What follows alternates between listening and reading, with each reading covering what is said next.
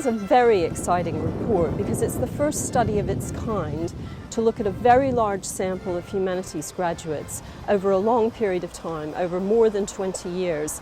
There's nothing else like it, and it's given us a very, very interesting set of evidence and data about what humanities graduates do with their lives.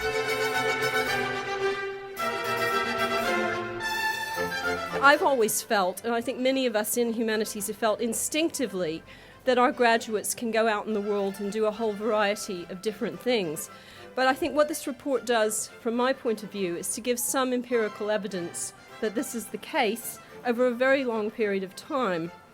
We at the British Academy, for years, have been working on this important question of what are the arguments to be made for humanities and indeed social studies. It's excellent to have the methodology of this report that Shira has just described in hand in this report. Granted, it's a pilot report, but it does provide another way of looking at the effect of teaching in the humanities, and a very valuable way.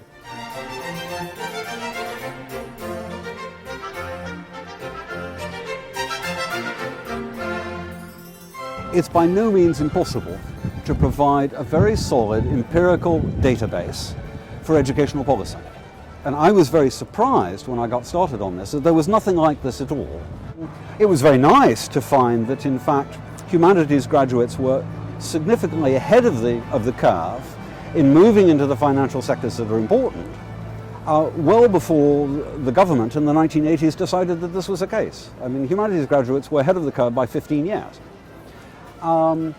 The more important thing, though, I think, is that the balance across the different professions, going into education, going into finance, going into media, going into law, what have you, is quite even across them. Roughly 1 in 5 humanities graduates go into each of those. And what that shows is that, in fact, humanities really gives good value to society.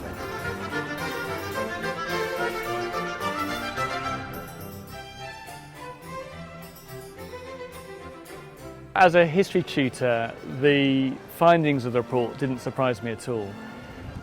Our historians learn to gather information, they learn to analyse it, they learn to communicate on paper and in person. They have to be precise and creative, they have to work on their own and in teams. So it didn't surprise me at all that humanities graduates are extremely attractive to employers and end up in a wide range of different industries and the creative sector of the economy.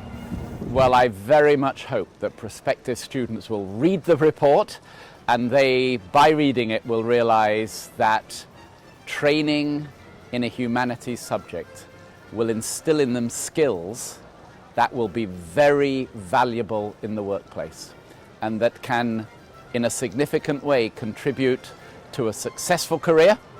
And we show in the report that many Oxford graduates contribute to careers that are important to the British economy.